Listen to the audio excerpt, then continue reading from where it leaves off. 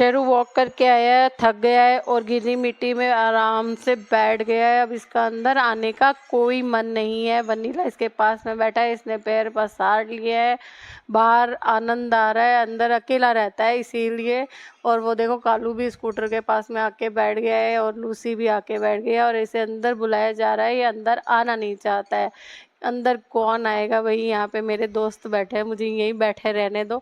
चलो कोई बात नहीं, थोड़ी देर और बैठ जा, मगर पूरे दिन तो बाहर नहीं रख सकते, इसे तो घर के अंदर रखना है इसीलिए, और इसे अंदर ही रहना है। इधर लूसी मैडम अपना पात्रा लेके आ गई पिछली गली से, अपना साम्राज्य फैलाकर पूरे अधिकार के साथ में बैठी है कि खाना ले आओ, मुझे भूख लगी है। और कालू वनीला की लड़ाई मज़े से चल रही है और लूसी देख रही है कि कौन आ रहा है। ये पूरी नज़र रखती है कि आने वाले नए शिकारी इधर से भाग जाएं। जो कुत्ते हैं ना, दूसरे डॉन है जो, वो इधर आने नहीं चाहिए। तो ये ना तीनों जने सतर्क हो जाते हैं और कोई भी अदर अनजान व्यक्ति भी इधर से नहीं जा सकता है। मगर हमारे पड़ोसी सर को दिक्कत हो गई है और उन्होंने शिकायत कर दी है कि यहाँ पे कुत्ते ही कुत्ते हो गए।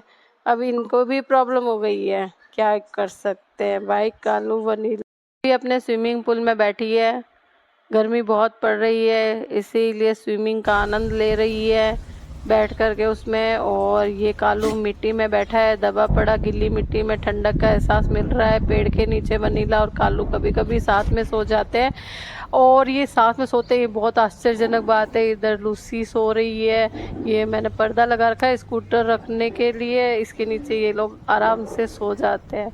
और इन तीनों को यहाँ बाहर ऐसे सोने में बहुत आनंद आता है क्योंकि पूरी खुली जगह है, कहीं कोई जगह नहीं है जहाँ पे ये छाँव और ये जाके बैठ जाए।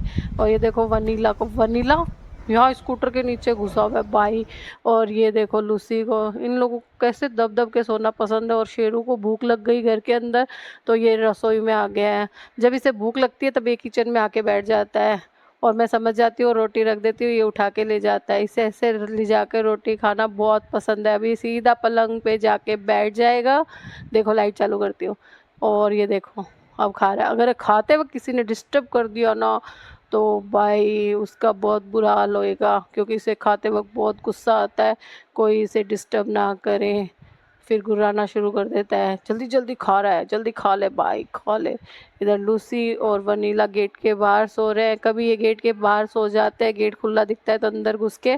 और कालू के साथ अभी झगड़ा हुआ है वनीला का, तो कालू देखो स्कूटर के नीचे घुसा हुआ है और ये ऐसे दब के कैसे बैठ जाता है। वो पट्टियाँ लगाई हुई है तो मैंने सोचा ये वनीला गाड़ी के पीछे काफ़ी दूर तक दौड़ता हुआ आया और ये कभी सामने से भागता हुआ आता है, कभी पीछे दौड़ता है। चलो कोई बात नहीं। बाड़े पहुंची तो देखा चीकू के पैर में चोट लगी हुई थी, कहीं फ्रैक्चर तो नहीं हो गया, पता नहीं किसने मारा है या कहाँ से चोट लगी है। लोग डंडों से भी मारते हैं, पत्थर से भी मारते हैं जब कुत्ते आपस में लड़ते हैं या भौंकते हैं तब।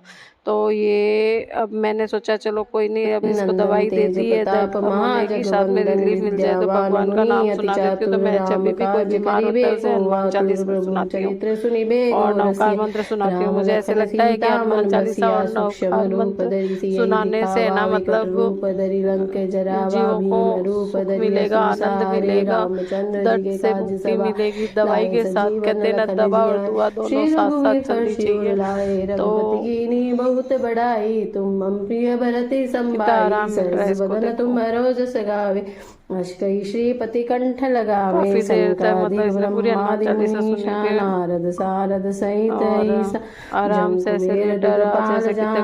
कवि गोविंद गई सके गाते, तुम उपकार सुग्रीव कीना, राम मिलाए राजपद दीना, तुमरो मंत्र विभीषण माना, लंकेश्वर भय सब जग जाना, जुग सहस्त्र जो जन बरवानु, लीनो ताई मधुर फल जा, प्रभु मुद्रिका मेली मुख माही, जल्दी लांदी गए अचरज नाय, दुर्गम काज जगत के जेते, सुगम अनुग्रह तुमरे तेते, राम तुम रखवारे होत न आज्ञा, बिन पैसारे सब सुख लये, तुम्हारी शरणा तुम रक्षक काहू को डरना, अपन तेज समारो आपे, तीन लोक हाँकते कापे, भूत पिशाच निकट नहीं आवे। महावीर जब नाम सुनावे, नासे रोग हरे सब पीरा। जपत निरंतर हनुमत बीरा, संकट दे हनुमान छुड़ा।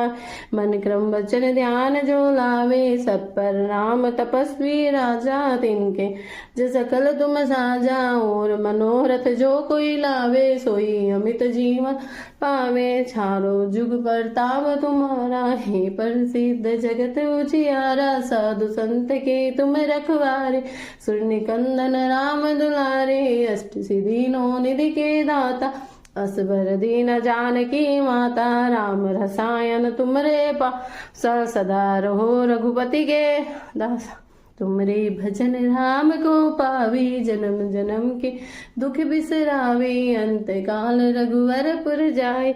जहाँ जन्म हरि भक्त कहाई, और देवता दवाई चित देके ना सहला के धरिए। सुला हम के जब से घर सर्व पहुंची तो देखा शेरू को कोई घर में जगह नहीं मिली। कुर्सी के नीचे ऐसे सो रहा है भाई शेरू, और इधर चाचा वनीला को नहला रहे हैं। आज इन्होंने कहा इसके बहुत टिक्स लग गई है, तो इसको टिक्स वाली साबुन से नहला देते हैं, और इसे चोटें भी लगी हुई है जो ठीक हो जाएगी। तो चलो इसको नहला देते हैं। आज वनीला नहाई नहीं कर रहा है, वापस बाहर जाएगा और गंदा हो जाएगा। ये शेरू की तरह